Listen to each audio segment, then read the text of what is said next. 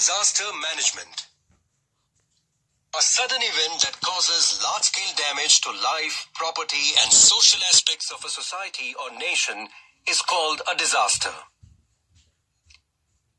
Disasters can be classified into two types, namely, natural and man-made disasters.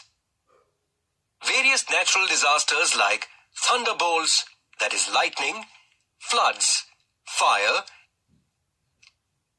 and man-made disasters like accidents, bomb explosions, chemical accidents in industries, stampedes and mass gatherings, riots, etc. occur around us from time to time.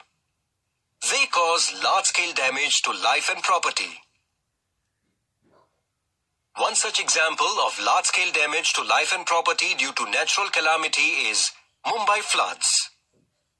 Mumbaikars witnessed flood in the year 2005, which shook Mumbai from its core and brought Mumbai to a standstill. Many people lost their lives due to this natural calamity. In August 2016, people died due to flooding caused by heavy rains in Nashik. Both the cities as well as the people had to suffer from huge property loss and after effects due to this natural calamity. In such situations, it is important to take effective measures to cope up with the disaster. Taking different measures actually means disaster management. Disaster management is action implemented through proper planning, organized activity, and coordination. It includes prevention of losses and danger, improving tolerance, providing relief from disaster, minimizing the intensity and extent of harm, preparation to face the disaster, immediate action in the disaster situation, assessment of damages and intensity of the disaster situation, arranging for rescue work and help, rehabilitation and rebuilding. We know that different types of casualties like fracture, bleeding, burns, sprains occur in different types of disasters. Victims of such disasters need immediate medical help. The immediate aid that is given before any proper medical treatment becomes available is called first aid. Come, let us learn in detail about the first aid provided to victims in case of a disaster. First aid to disaster victims. The main objective of first aid is prevention of death, preventing deterioration of health, and starting the process of rehabilitation. Hence, it is important to know the emergency measures of first aid practices to be followed in case of any emergency or disaster. There are three important first aid practices which may save life of a victim in case of any disaster. They are airway, breathing, and circulation. These immediate measures are known as ABC of first aid. These are also called the basic principles of first aid. Come, let us learn about each one of them in brief.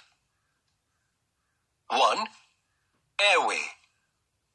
If the victim has difficulty in breathing, then the head of the victim should be held in a backward sloping position or the chin should be raised so that the respiratory passage remains open. 2. Breathing. If breathing has stopped, the victim should be given artificial ventilation by mouth-to-mouth resuscitation. 3. Circulation. If the victim is unconscious, then after giving mouth-to-mouth respiration twice, the heart should be pressed down hard by pressing the chest with both the palms. These two actions should be repeated alternately for about 15 times. This is called cardiopulmonary resuscitation, that is CPR. It helps to bring the circulation back to normal. Come, let us now discuss about the first aid to be provided in case of casualties like bleeding, fracture, or impact on vertebrae, burns, sprains, etc. Bleeding.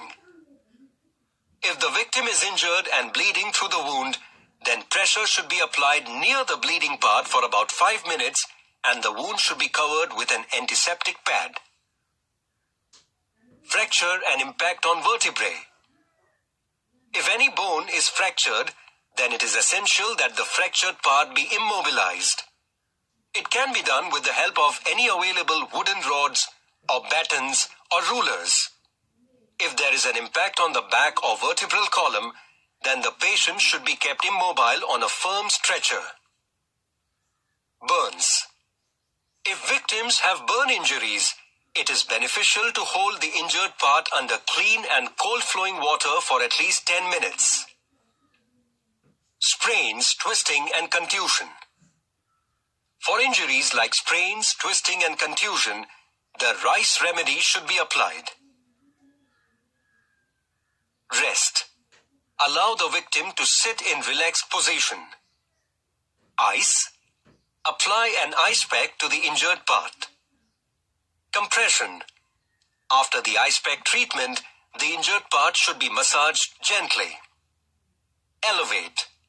The injured part should be kept in an elevated position.